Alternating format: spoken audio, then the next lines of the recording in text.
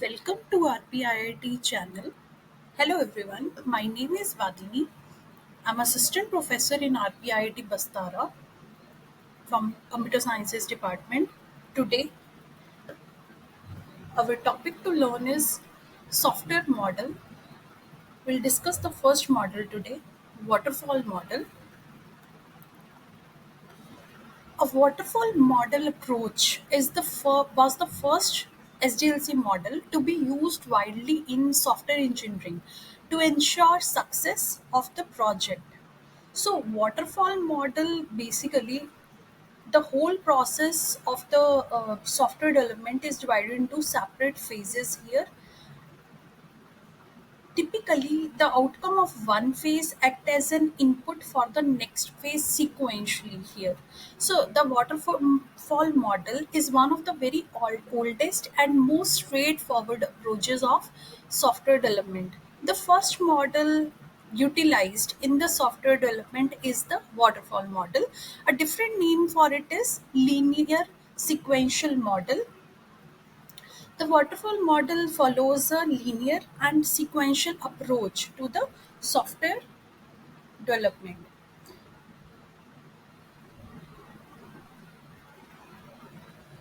So, it is used widely in the software engineering to ensure that the success of the project. This is the basic diagram structure of waterfall model in software engineering. So these are the sequential phases in waterfall model that are requirement.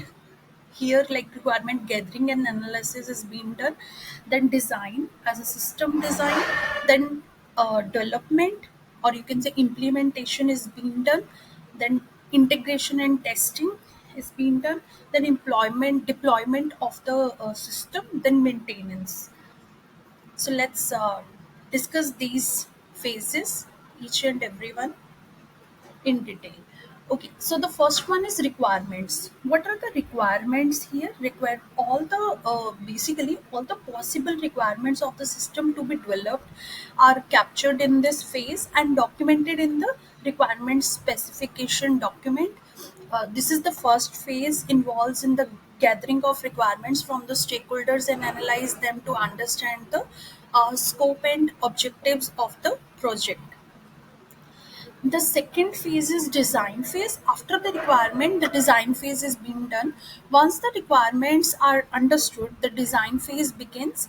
This involves the creating a detailed design document that analyze or outlines the software architecture, user interface, and system components.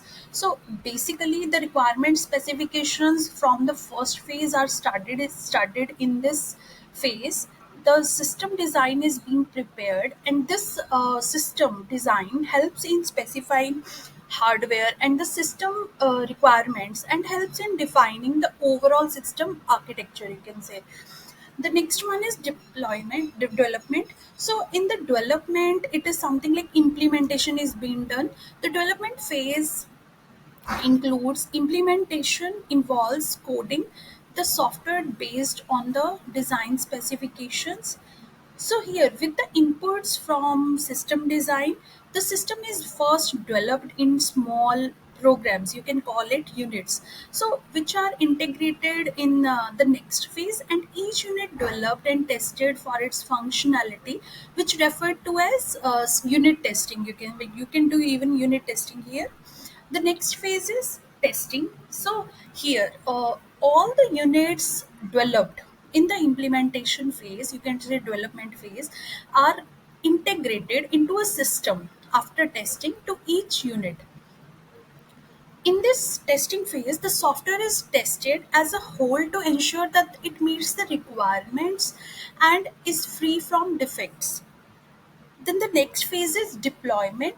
So what is deployment here? Once the software has been tested and approved, it has been deployed to the production environment. Basically it means that the product is being deployed in the customer environment, or you can say it has been released into the market. That is deployment.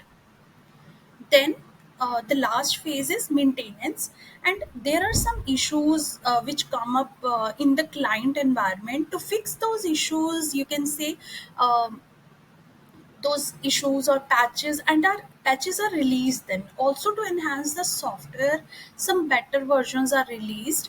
The final phase of water model is maintenance, which involves the fixing any issue that arise after the software has been deployed, and ensuring that it continues to meet the requirements over time. So these are the waterfall model phases. What are the advantages of waterfall model? It is, first of all, it is very simple model. The linear and it is in the form of linear and sequential nature of software of waterfall models makes it easy to understand and to get it implemented. Defined documentation, it means each phase has its own set of documentation, makes it easier to track progress and manage the project. Then, stable requirements, well suited for the projects with stable and well mannered requirements at the beginning. It is very predictable due to its structured nature, as it's like going from up to down. It is very waterfall model allows to better predictable in terms of timelines and deliverables. What are the disadvantages of waterfall model? The first one is its rigidness. So rigidity, so it means that the model is highly inflexible once the phase is completed, making it challenging to accommodate any changes. Let's say in the end of the in the end of the model, if there is some changes being to be done, it is very difficult to implement it because it's a very rigid method which is being used in the waterfall model. Late testing, the testing is performed after the implementation, so defects might not be discovered until the late in the process. It the testing is being tested very in a very late stages. Limited client involvement, clients are involved mainly in the only the initial phase, and significant changes can be easily accommodated later in the development post process. No prototyping, so what it means that the model lacks a provision of creating prototypes, which could be disadvantages in the projects where feedbacks is crucial. That's it for the video. Do like and subscribe our channel if you like the video. Thank you so much.